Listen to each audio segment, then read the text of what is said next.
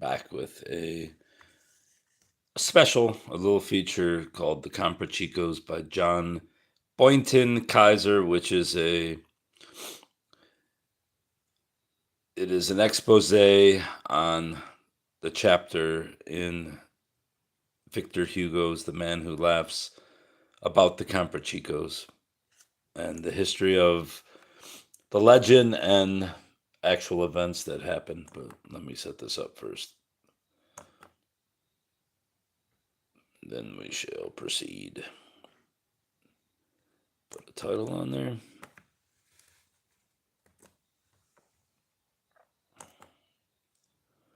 And we are good. All right. The Comprachicos, John Boynton Kaiser.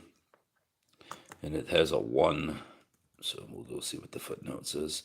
Lecturer in the library school and department librarian, economics and sociology, the University of Illinois. All right, so that's simple enough.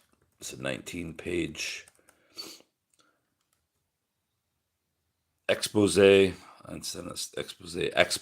from 1913. The fertile brain of Victor Hugo, novelist, dramatist, poet, statesman, and sociologist, has given the world numerous studies in criminal sociology, which, for human interest, will ever remain classic.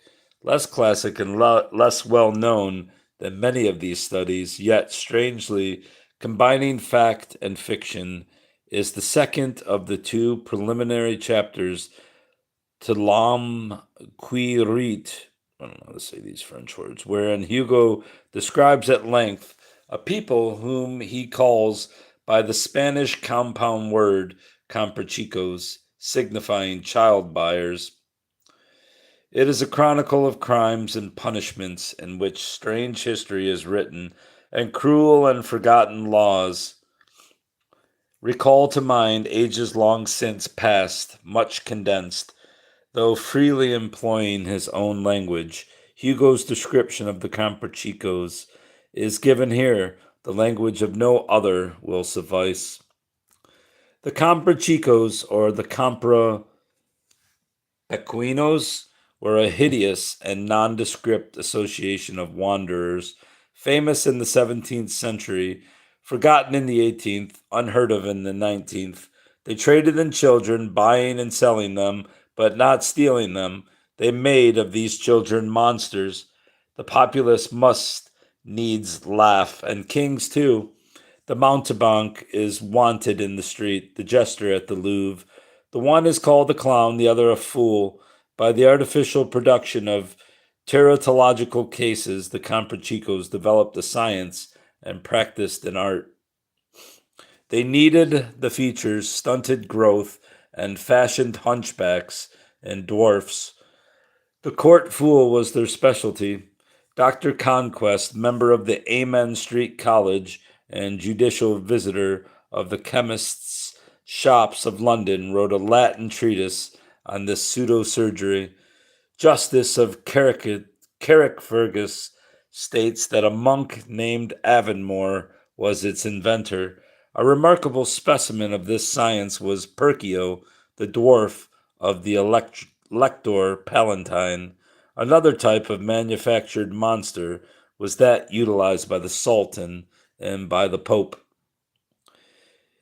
In the one case for the Seraglio, in the other for the Sistine Chapel, the kings of England had a sort of watchman who crowed like a cock. This man had in his childhood undergone the operation of the pharynx, which was part of the art described by Dr. Conquest. The Comprachicos were also called the Chalas, a Hindu word which conveys the image of harrying a nest and allowing for the shade which divides a trade from a fanaticism, were analogous to the stranglers of India. Under the Stuarts, for reasons of state, they became almost an instrumentum regni. Their genius for disfiguration could be used to better advantage than the hand of the murderer. A deformed, stunted thing was made similar to what the Chinese produced by placing a young child in a vase of grotesque shape and leaving him there for years. When the vase was broken, the contained kept the shape of the container. These people were of all countries, a fraternity of vagabonds pursuing the same calling, the riffraff of the universe, having for their trade a crime, a statute of the early part of William and Mary's reign, hit the association of child buyers hard. By its terms, those of the fellowship taken and duly convicted were to be branded with a red-hot iron, imprinting R on the shoulder, signifying rogue, on the left hand T signifying thief, on the right hand M signifying manslayer. The chiefs were to be punished in the Colleen strigium, that is, the pillory, and branded on the forehead with a P. Besides having their goods confiscated and the trees in their woods rooted up. Nothing's happening. I'm reading like a champ. As for the women found among the men, they were to suffer the cucking stool, that is, a tumbrel, the name of which is composed of the French word coquine and the German stool, or is that soul? I think it's soul. The cucking stool is suspended over a river or a pond, the woman seated on it. The chair is allowed to drop into the water, and then it is pulled out.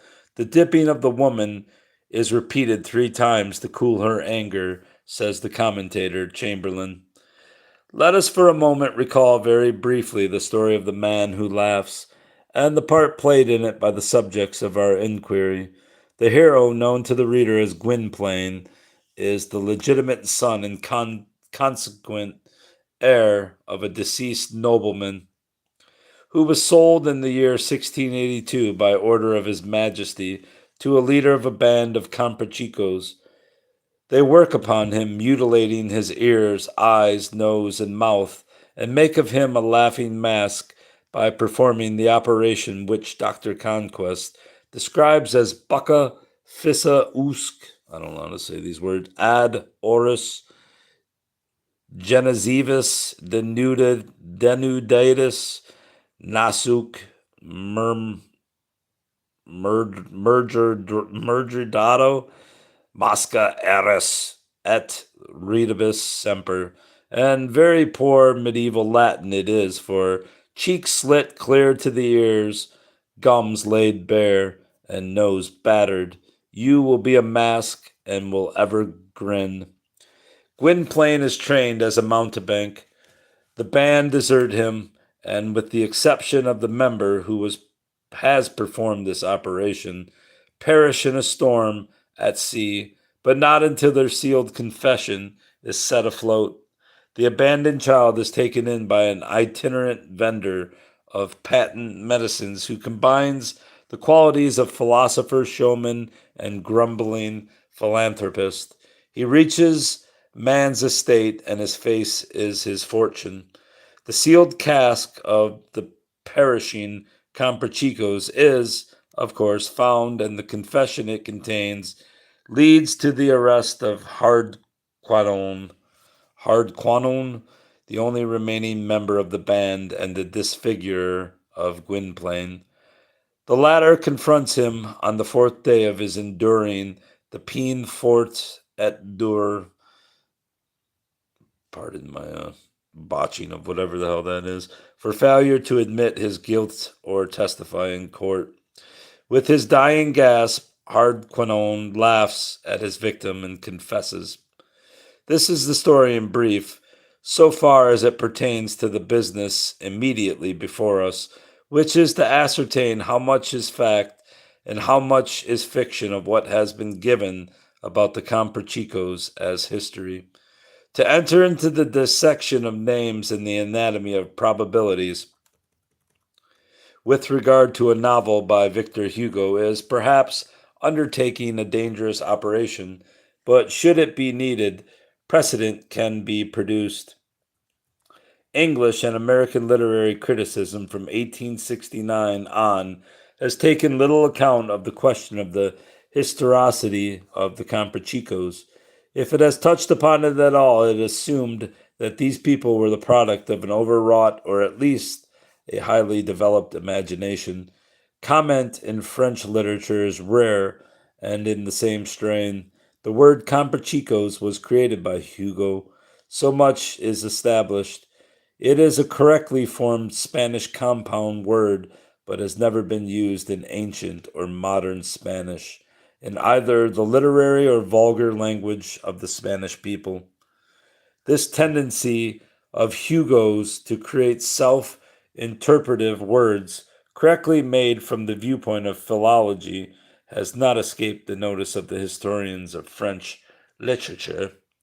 Chalice, used synonymously by Hugo with Comprachicos, is, as he states, a Hindu word, and they spelled word rod, so they should not talk about anybody. It comes from the Sanskrit chitaka, servant, slave, pupil, disciple, or follower, but does not carry with it the added image of harrying a nest. That the problem is beset with difficulties is given further evidence by the fact that our leading criminologists can offer slight assistance.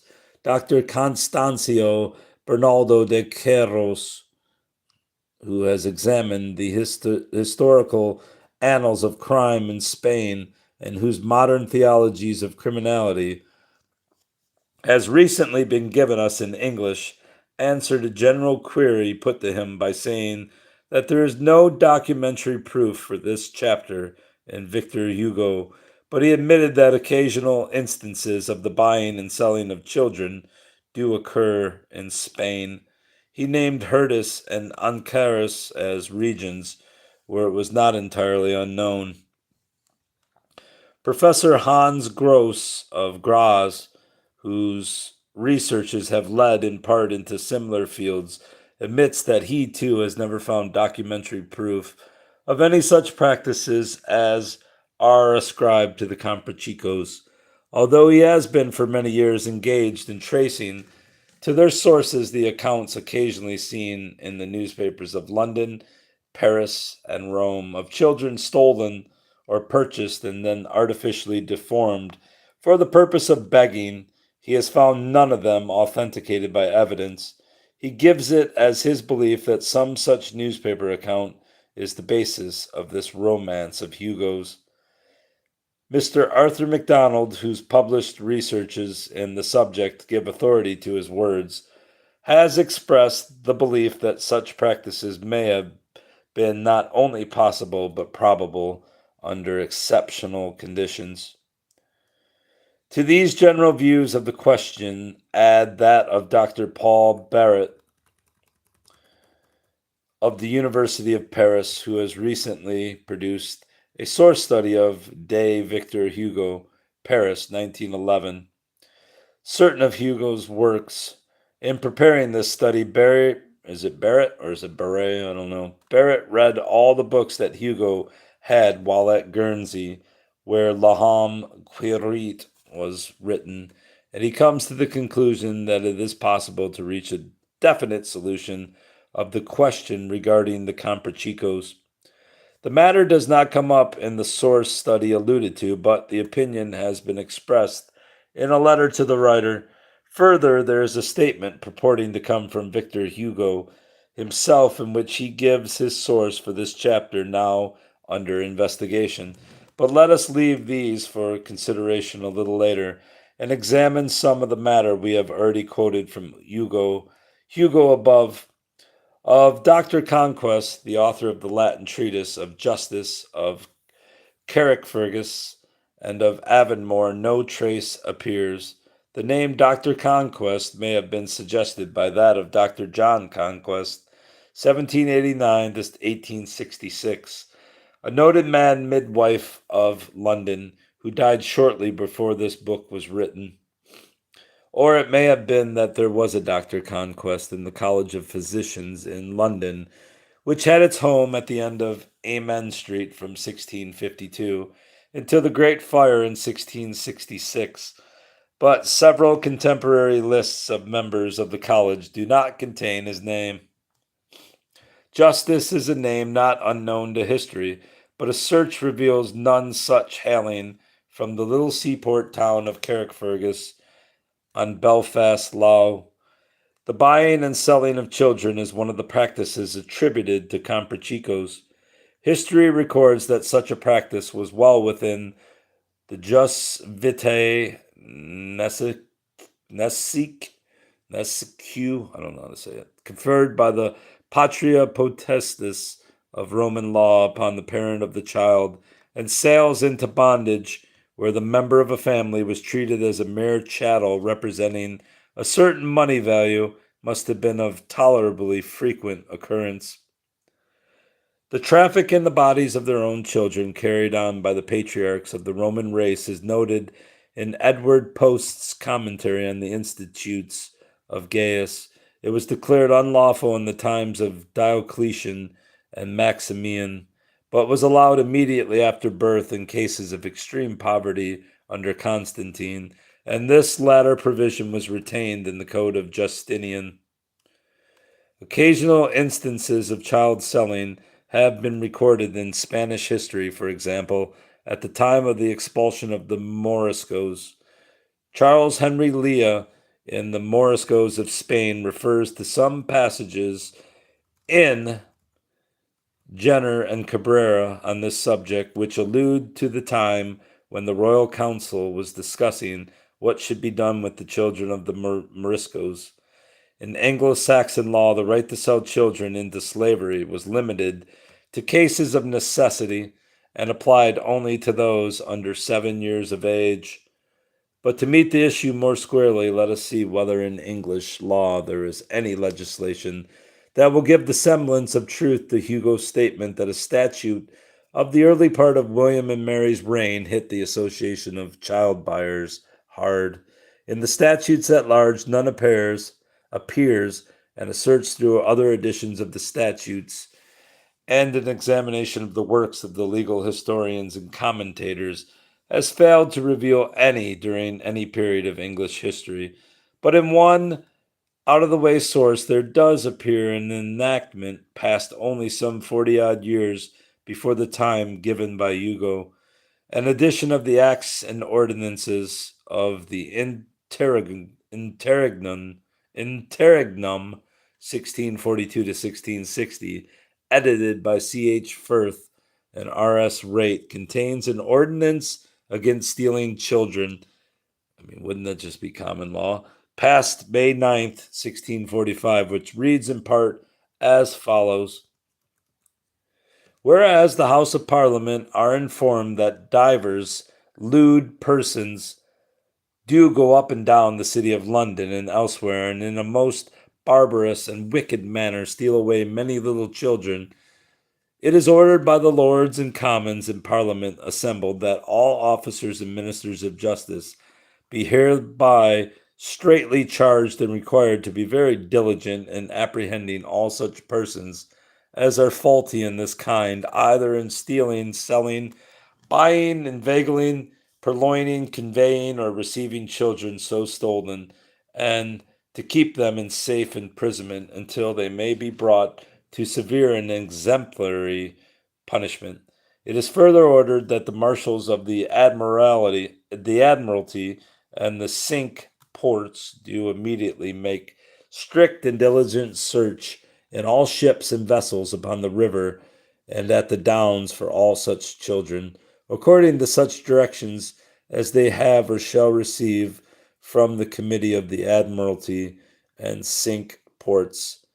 It is not difficult to see how the strict enforcement of such a law could hit hard an association of the nature that Hugo has described, and the language of the ordinance reflects a state of society but little at variance with the pictures of the times Hugo has given. Still, the questions remain. Did Hugo have knowledge of this law, and did he have this specific law in mind when he wrote?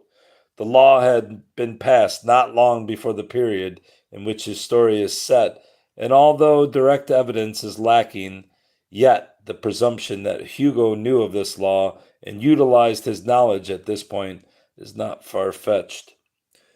The brands alleged to have been inflicted upon the members of this association when convicted were indeed prominent features of English penal legislation. The R on the shoulder signifying rogue is in accordance with 1 Jas, whatever all those numbers are, 1604, which reads, as shall by the said justices be adjudged incorrigible or dangerous, shall be branded in the left shoulder with a hot iron of the breadth of a shilling, with a great Roman R upon the flesh. The T for thief and the M for manslayer appear in 4 hence 7c13, as we see in the following, and that every such person so convicted for murder to be marked with the M upon the brawn of the left thumb, and if he be for any other felony, the same person to be marked with the T in the same place of the thumb. Many other brands were known to English law, such as the F in one case for falsity, and another for fraymaker. I'm not going to read those numbers. In the years 1360 and 1552, respectively. R again for counterfeiters and coin clippers, 1694, and the S and V for slave and vagabond, the B for blasphemer, the M for malefactor, FA for false accusing, and SS for stirrer up of sedition. Before the practice was discontinued in England in 1829, like punishments had found their way into the criminal statutes of the American colonies. The pillory was a common punishment for various offenses, but no instance of the letter P being branded on an offender either to indicate his having stood in the pillory or, as might be expected, for having committed a perjury has come to light. Is it possible that both Hugo and his source for this piece of information are confusing the badge consisting of a large letter P, which was ordered worn by persons receiving parish poor relief with the custom of branding criminals? It is quite evident from a comparison of Hugo's words given above that in speaking of branding, the pillory and the cucking stool, he is closely following the commentator Chamberlain, to whom he makes reference. The authorized French edition of Hugo's works gives us this citation in a note. Chamberlain, and I'm not going to try to read the French, 1688. This particular edition of Chamberlain in the French has not been available, but the 14 separate editions from the 3rd in 1669 to the 38th in 1755 in the University of Illinois Library all bear witness of Hugo's debt to his authority. The quotations given below are taken from the English edition of 1726, edited by Edward Chamberlain's brother John, and entitled Magna Britannia Notitia, or the present state of Great Britain. But this edition retains enough of the earlier ones, it first appeared in 1669, to bear out my statement. This Edward Chamberlain, one of the original members of the Royal Society, born 1616, wrote and translated a number of historical tracts, but the work just cited is his best known. It is an obvious adaptation of L'Estat Nouveau de la France, Paris 1661, and is a handbook to the social and political condition of England.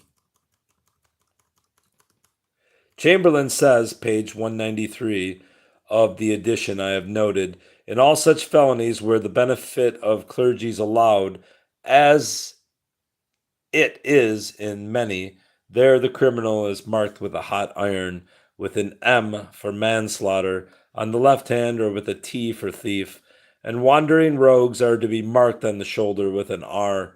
Again, he says, perjury by bearing false witness upon oath in a court of record is punished with the pillory, called calistrigium, the criminal burnt in the forehead with a P, his trees growing upon his ground to be rooted up, and his goods confiscated.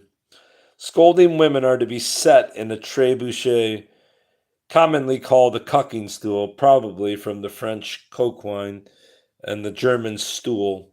The queen's chair placed over some deep water into which they are let down and plunged underwater thrice to cool their choler and heat. In following Chamberlain as a source, Hugo had not gone far astray. As the foregoing citations to the actual statutes on branding and the many available pictures of the times give evidence, the use of the term cucking stool by both, where one might expect ducking stool, is an instance of the confounding of terms originally distinct in meaning, but which have come by common usage to be interchangeable. Any adequate investigation of this subject would go deeply into the historical literature surrounding vagrants and vagrancy, the gypsies, the Abrahamites, I know how to say this, Abrahamites or pikers, and the scores upon scores of other half-organized vagabond groups with which the criminal law had to deal in 16th and 17th century England. For modern accounts of this matter, read Owen Pike's History of Crime in England, 1876. Sir James Fitzjames Stephen's History of the Criminal Law of England, 3 volumes, 1883, or Ribton Turner's exhaustive and admirable volume on vagrants and vagrancy, London, 1887. To name but 3, you will find in each many settings in which a band of so-called Comprachicos would appear natural actors. For contemporary evidence, see the diaries of Luttrell and Evelyn, the histories of Burnet and Clarendon, the memoirs of Grammont, and the writings of James II himself. They should dispel any doubts as to whether England, under the Stuarts, could have been the scene of action of a band of criminals as terrible as the child buyers. To James II, Hugo assigns the responsibility for Gwynplaine's plight, but he sets the date of the selling as 1682, when Charles II was still king. Is there anything in history that may have suggested this action as having been by order of the king? There is still some doubt as to whether Charles II was implicated in the very mysterious and temporarily successful attempt to abduct the son of Lucy Walters of Rotterdam, his acknowledged child born April 9th, 1649, who later became the Duke of Monmouth. I'm sure it's Monmouth and not Monmouth, but who knows. It is recorded also that the outrage which led to the passage of the Coventry Act was committed by the desire of King Charles. It seems that Sir John Coventry let fall a jest in the House of Commons upon the partiality of Charles II, for actresses and some officers of the King's Guard waylaid him and succeeded in slitting his nose, though he made a gallant defense. As a result, the Commons passed the Coventry Act 22 through 23, Charles II, C1, which protected, as far as penalties can, the eyes, tongue, lips, nose, and limbs of Englishmen, and made possible a better procedure in cases of willful maiming than the ancient appeal of mayhem. Referring to an instance of brigandage, I don't know how to say that, at Yarmouth in 1345, Pike says, "Nor is it less certain that the whole band and their leader were pardoned in consideration of the good services rendered the king." And these are but a few of the sources which show that organized lawlessness was common in England, of which Hugo writes, and that bodily mutilations were too common a sight to cause even passing comment. That Hugo knew these things is certain, for he was withal a scholar, and it is not important just here to locate his exact source for this information. The evidence is produced to show that slight strain was at this point put on the imagination of the novelist when he undertook to reproduce these times in his writings.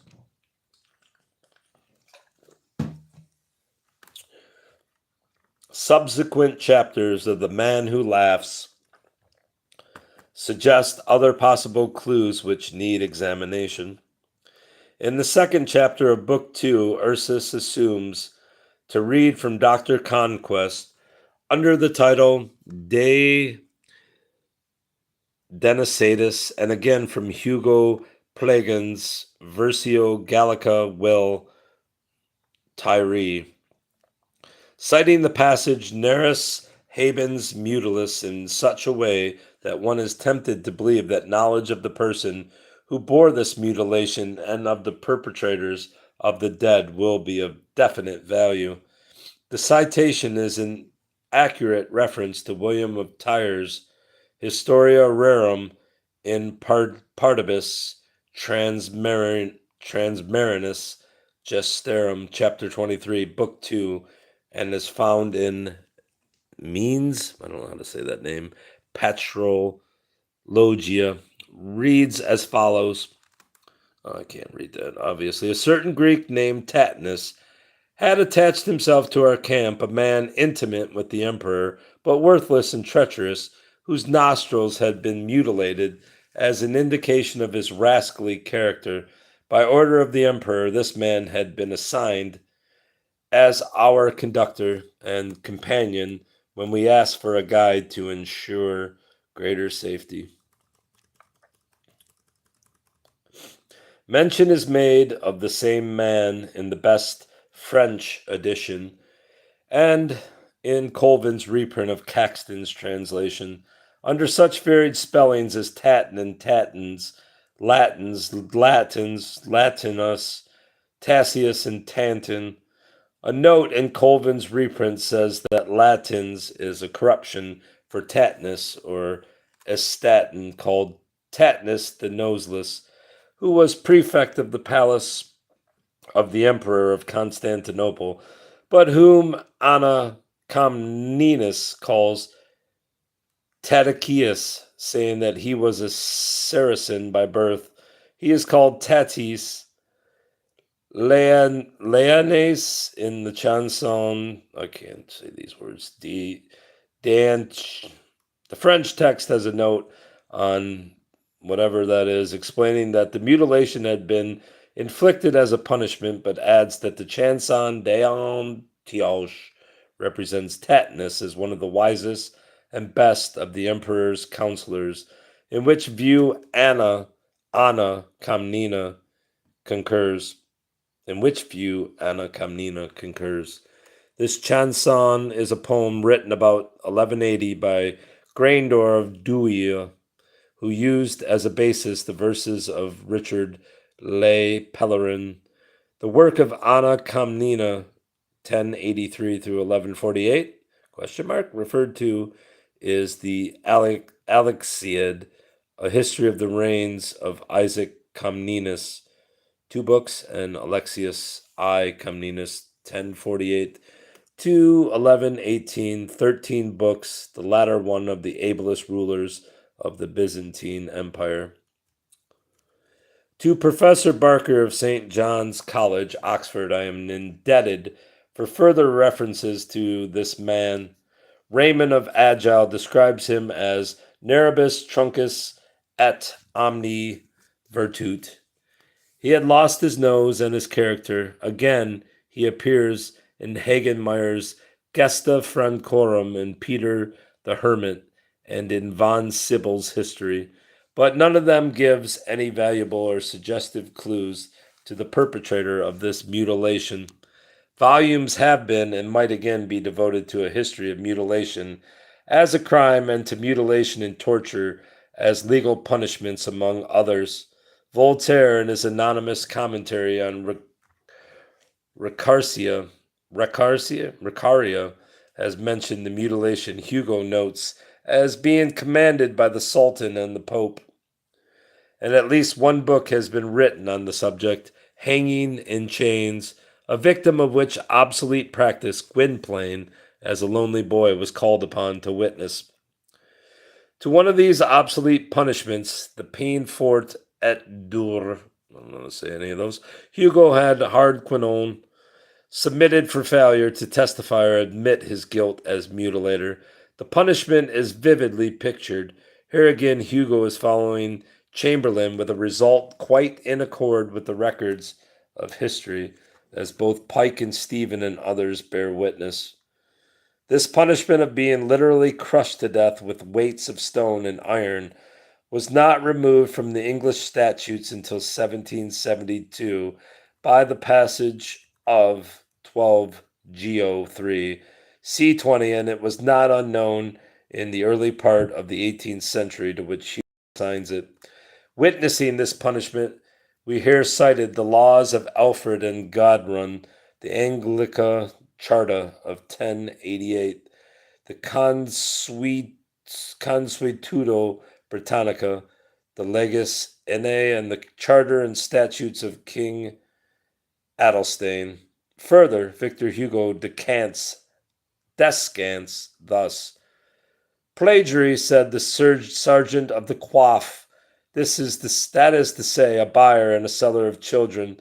Law of the Visigoth, 7th book, 3rd section, paragraph usurpaverit, and Salic law, section the 41st, paragraph the 2nd, and law of the Frisons, section the 21st, de plagio, and Alexander Nequam says, que paros vendis, plagiarius est tibi nomen. An edition of the Corpus Juris Germanici by Ferdinand Walter, 1824, gives us these 3 laws in the Latin dating about 400 to 600 AD. They all deal with the stealing or kidnapping of slaves, freemen, or their children. The 3rd paragraph of Title 3 of the Visigothic Code states that for a child to be sold by its parents or to be kidnapped, I don't know why kidnap changed from 1P to 2Ps, is as serious a crime as the commission of homicide. The reference to Salic law is also in point, and the de plagio paragraph of the Frisian law especially appropriate. The original Latin has it, and I guess we're not going to know what that says unless there's a... If anyone shall have sold a man out of his country, either a noble, or a freeman, or a freeman, or a freeman, a noble, let the seller pay the value of the sold, just as if he had been slain by him. The seller, or let the seller see to it that the sold be recalled from exile. But if the sold shall have returned, and shall have called the man who sold him into court to answer for the deed, the seller shall pay to the sold twice his assessed value, and shall also pay for the king's share 13 solida. This is life, buddy. The anachronism of invoking these laws in the 18th century goes without saying, but is it possibly a conscious satire on Hugo's part on the reverence of the law for its own ancient and outworn precedents? Whether the quotation from Alexander Nequam being a pun on his real name, Neckim, is correct cannot be said, as but one of his works has been accessible, the De Natura Rerum. Still, the remark was at one time true. Professor Frank W. Chandler of the University of Cincinnati, whose romances of roguery and literature of roguery are fine and elaborate studies of their subject, has called my attention to a passage in Dr. Carlos Garcia's La Desordenada de los Buenos Agones, 1619, which is indeed pertinent to this question of the Comprachicos. Describing the various orders of Spanish rogues, the author mentions the Dacianos, held in the least esteem in the Republic of Thieves. They kidnap children 3 or 4 years of age, and breaking their arms and legs, lame and disfigure them, that they may afterwards sell them to beggars, blind men, and other vagabonds. Garcia's book was translated into French as La Antiquité des Larrons by Deodaguerre, and published in Paris in 1621 and 16 23, and at ruin in 1632. It was, therefore, quite available to Hugo, and treating of a favorite subject of his, it is not improper to suppose that he had run across it in one of his numerous excursions into rogue literature. Still, granting that he knew it and was here embodying in his own work an idea borrowed from it, it is merely a case of one romance being used as the source of another. It does not add anything to our knowledge of the actual history utilized by Hugo. It may be that both Garcia and Hugo were helping to perpetuate one of the legends which still survives in one of the valleys of northern Spain. In the 17th century, says Hugo, referring to the periodical meetings of the leaders of the Comprachicos, they had four principal points of rendezvous, one in Spain, the pass of the Pancorbo. Evidence of the survival of this legend, if it be only legend, is found in so recent a publication as Professor John D. Fitzgerald's Rambles in Spain, which appeared in the fall of 1910. Professor Fitzgerald, I've never seen Fitzgerald with as two different names, writes as follows: At 7 o'clock we passed through Vittoria, of which mention has already been made, and about 2 hours later reached the celebrated Garganta de Pancorbo, or Gorge of Pancorbo. The wild scenery of the gorge is not its only interest. During the Middle Ages, it is believed that there were 2 or 3 bands of criminals devoted to a specific trade, namely that of child stealing. The children thus obtained were kept in various secluded mountain fastnesses and were tortured and made cripples, special predilection being exhibited for the production of humpbacks and dwarfs, so that they might be sold later to kings and princes to serve as court fools. The gorge of Pancorbo is said to have been the home of one of these infamous bands. Let us now take up Barrett's letter mentioned earlier. He writes, the question of the Comprachicos, whom Victor Hugo calls also the Comprapequinos, Chelas, or Zaglas, is curious. It is not yet settled. It occasioned at the time of your writing an article by E. Bergerac in Commodia for May 21st. My first dinner with Victor Hugo, Bergerac cites a source, which appears to me quite fanciful. For my part, I believe we can reach an exact solution. First of all, anyone interested in the general Spanish and English sources of Victor Hugo need only consult the 2 works which I am about to publish on the sources of Victor Hugo. For the particular point about the Comprachicos, it would be interesting, following a note of Hugo's, to get information about the buffoon of James IV of Scotland, who presents the same deformities as the hero of The Man Who Laughs. In searching either in a history of James IV or in monographs on buffoons or court fools, we could certainly get our information. In reading the 2 volumes, I suggest you will see that Victor Hugo invents little whatever has been said to the contrary. He carefully fortifies himself with documents, but here and there it is difficult to trace the source of his information. Further search inclines one strongly to accept Barrett's court fool theory. Evidence of the artificial dwarfing and deforming of children and the marketing of the finished product of the industry is still available in the histories of court fools and court dwarfs. However, a description of the court fool of James IV of Scotland, found in Moreau de Cours' Fous et Bouffons, page 54, does not confirm the contention that this person bore the same mutilations as Gwynplaine.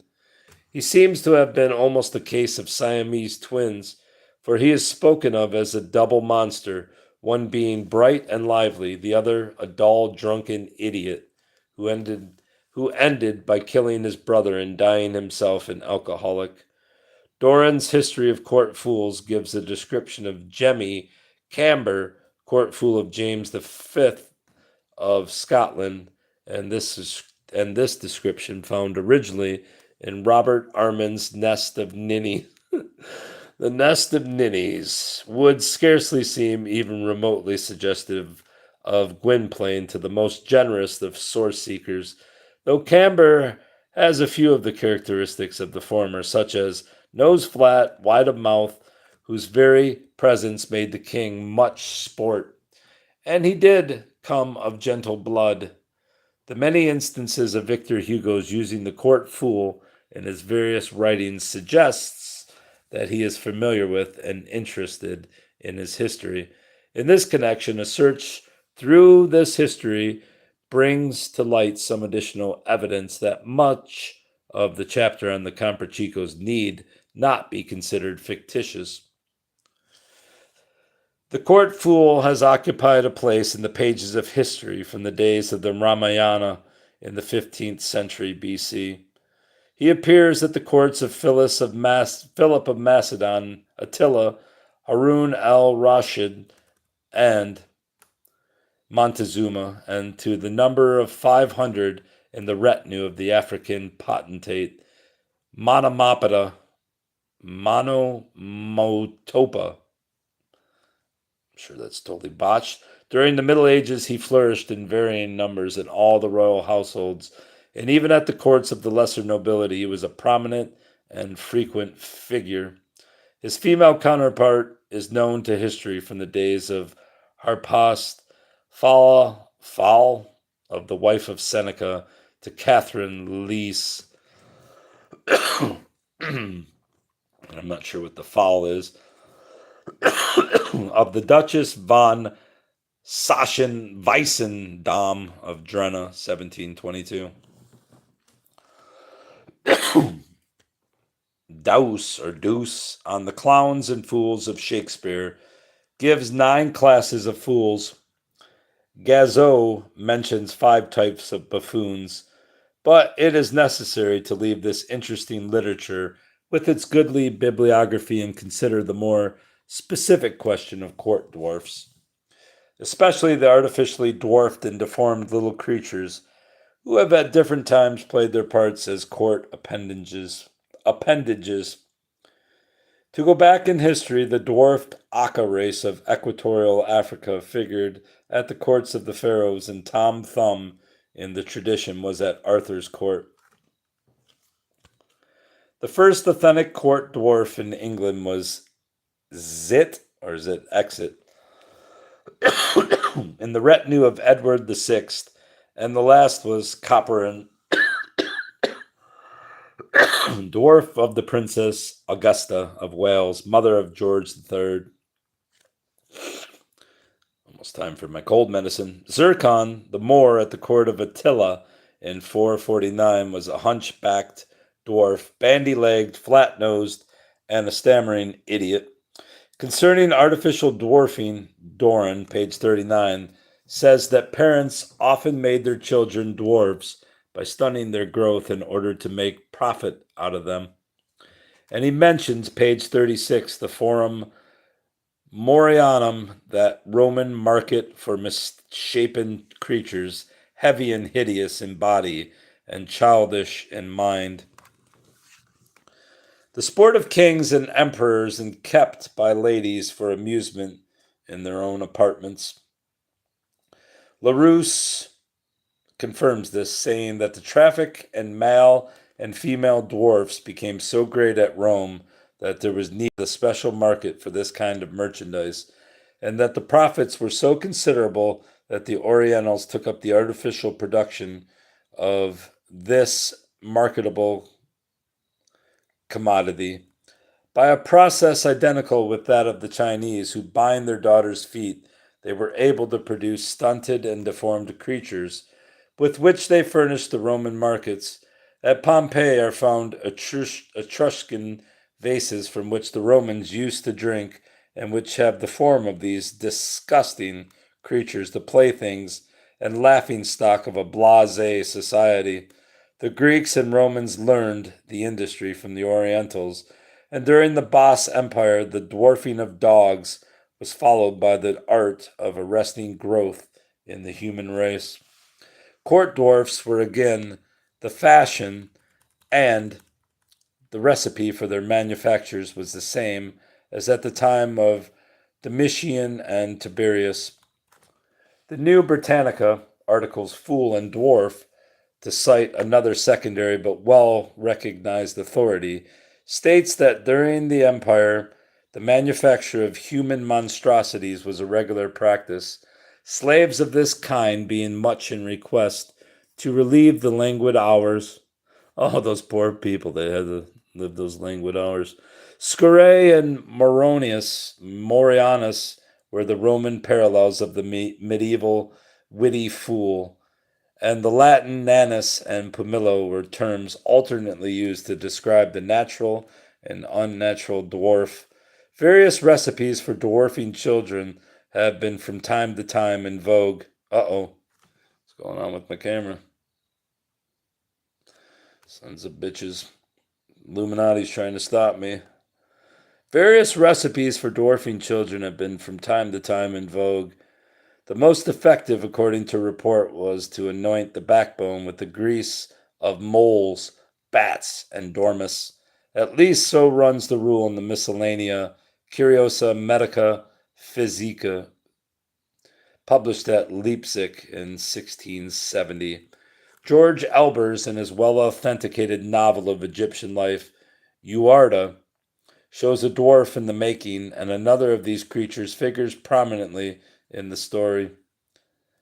In this case, the dwarfing is brought about by strapping the unfortunate infant in a box or on a board so shaped that he is squeezed into too small a space, a plan which promises more efficacy than that recommended by the old German medical miscellany. And so the history of an obsolete phase of human society gives evidence of the artificial production of teratological cases, and that too before the days of experimental teratology as studied by Etienne Geoffroy Saint-Hilaire and his fellow scientists. But before leaving this phase of the subject, two other matters should be noted. After saying that the court buffoon was nothing but an attempt to lead man back to the monkey, Hugo adds that at the same time they tried to make a man of the monkey himself.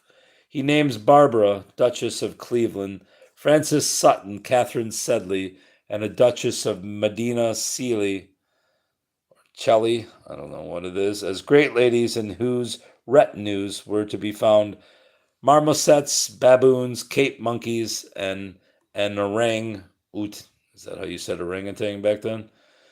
Whether or not these very ladies were so attended, it is not discussed here, but the custom was indeed at certain times in vogue, as much so as was the black footboy during the so-called Leapic Pompadour. Further, this same literature of court fools authenticates Hugo's allusion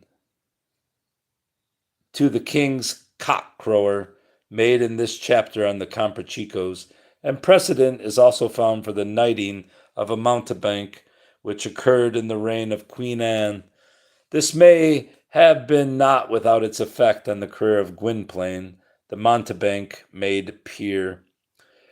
Perkeo, dwarf of the Elector Palatine, whose effigy or ghost springs from a magical box in the cave of Heidelberg, is called a remarkable specimen of the Comprachicos art.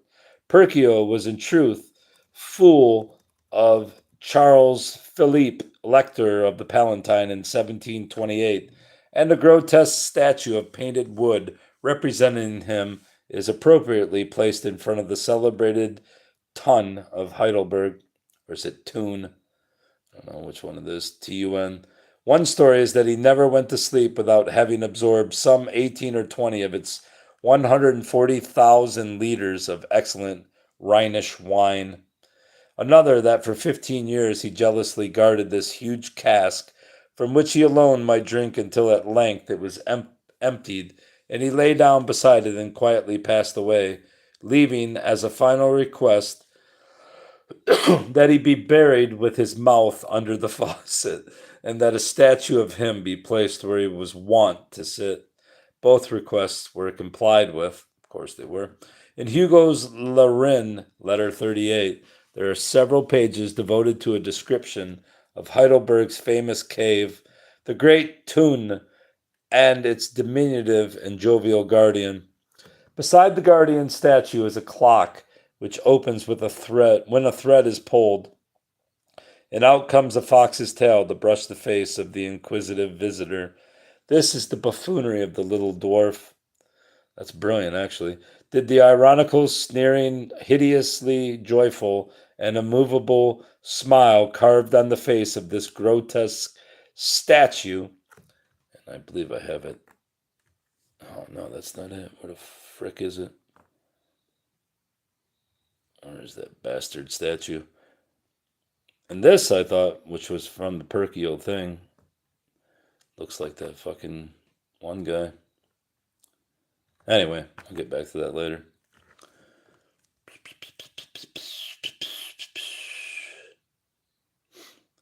This is the buffoonery of the little dwarf.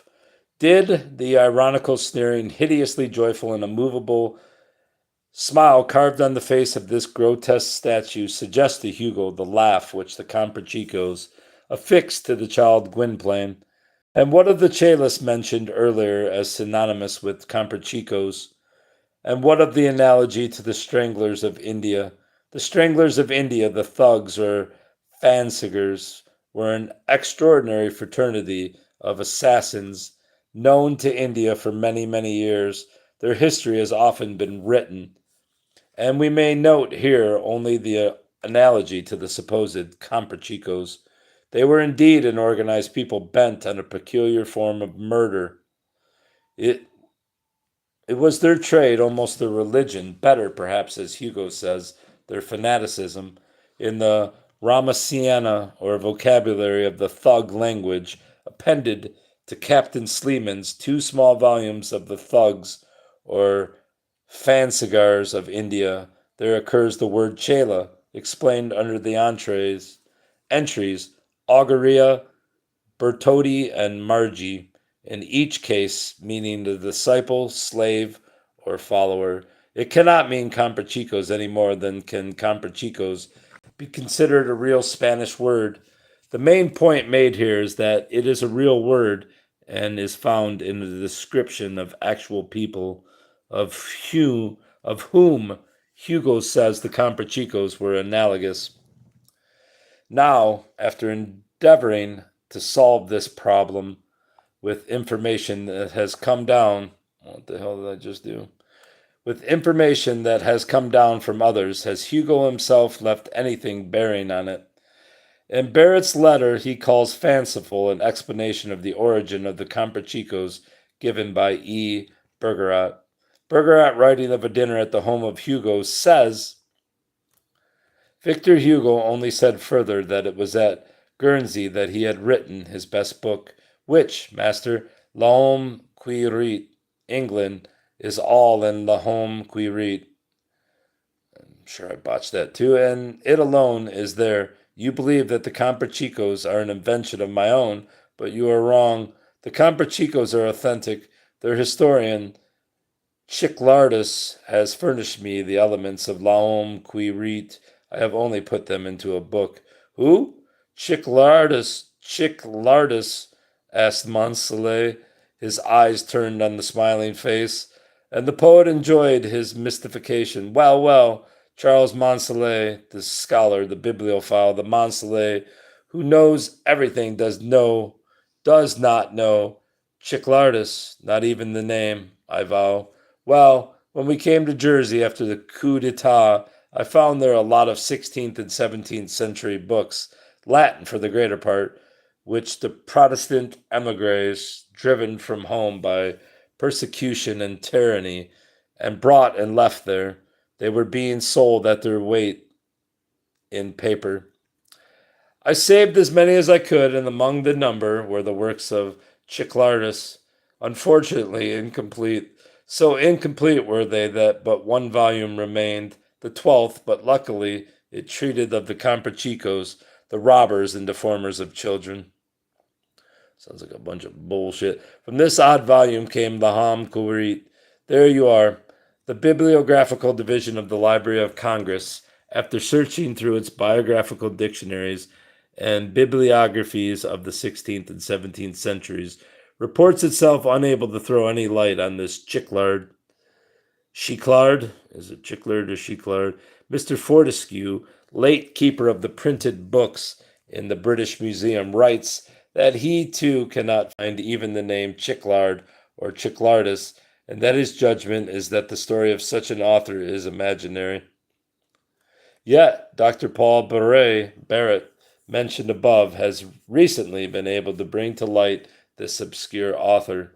In the Revue de Histoire Littéraire de la France for January-March 1912, pages 150 to 152, he reprints the portion of Bergerat's article from Commodia, wherein Chiclard is mentioned. He reminds us that all editions of L'Homme Querit, Part 2, Book 1, Chapter 3, have in the text the quotation, Reganam coram rega crura denudavit, with a footnote indicating the source for this information as Schlicardus in Promio Tariq. Someday an alien will find this video and translate it to mean something different. On this note, says Barrett, Bergerat has built the scene recorded in Commodia. From a manuscript of Hugo's, Barrett has learned that this Schiclardus or Schiclardus is a misprint for Schicardus, the name of a learned German scholar of the 17th century, professor of Oriental languages at the Academy of Tübingen. Small wonder, then, that the libraries named above could not locate him under the name Chiclard.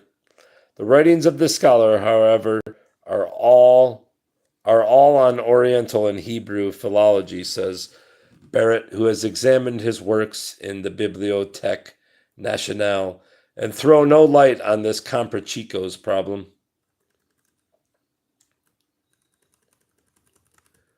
So, while Chicard, that is, Chicardus, is found, the problem remains. In a letter to his publisher, Lacroix, in December 1868, after he had announced the publication of a new work by Hugo, which he characterized as a Roman historique, the famous novelist wrote, "When I paint history, I make my historical characters do only what they have done or could do, their characters being given, and I let so-called invention interfere as little as possible. My way is to paint true things with invented people. By order of the king shall then be England truly painted by imaginary characters. The historical figure, Anne, for example, shall be seen only in profile. The interest shall be as in Ruy Blas and Les Miserables, only in the historical characters resulting from the historical or aristocratic surroundings of the times, but created by the author. Just how shall we interpret Hugo's telling us that here he has truly pictured social England, but through the medium of imaginary characters?" Almost done here. I almost thought it said to Swinburne. To Swinburne, who so eloquently reviewed his book, Hugo wrote, July 14th, 1869, I thank you from the depths of my heart for your magnificent work on my book. What lofty philosophy and what profound insight is yours. And Swinburne had ridiculed those who would seek realism and who would demand facts, who would in truth insist on the dissection of names and the anatomy of probabilities. The case here is certainly not encouraging for the source seeker. But understand the question is not one of finding definite sources for every phase of the problem. It is simply an endeavor to see whether there were in history, and in fact actualities which might legitimately be considered suggestive sources.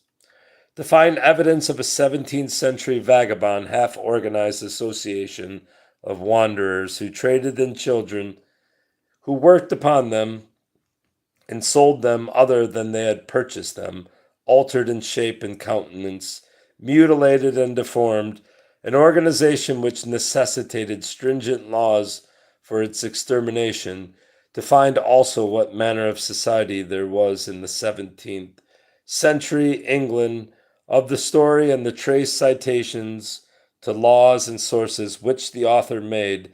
That was our problem. And now, in what has this search resulted? Two main conclusions seem to stand out. The first, that Victor Hugo has given us a pretty faithful picture of many characteristic details of social England of the 17th century. The second, that the Hugonian word Comprachicos is used to describe a people whose characteristics are an unhistorical conglomeration of much that was once actual, but then obsolete in the history of human society. Further, it may well be that the immovable grin of the face of the statue of Perkeo, the court dwarf, may have suggested the perpetual laugh for the mountebank Gwynplaine. The story itself has been considered by many as one of the writings of Hugo when he is far from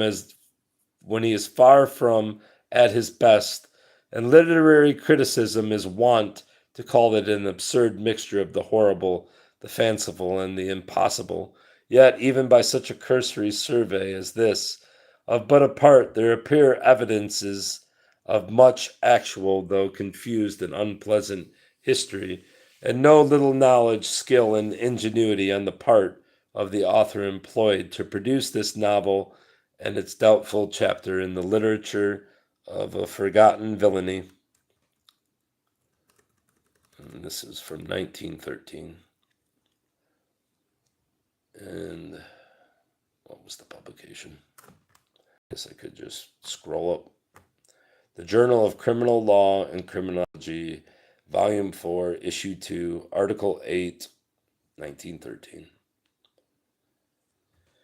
I was going to pass out for a minute. Way too much reading for one human.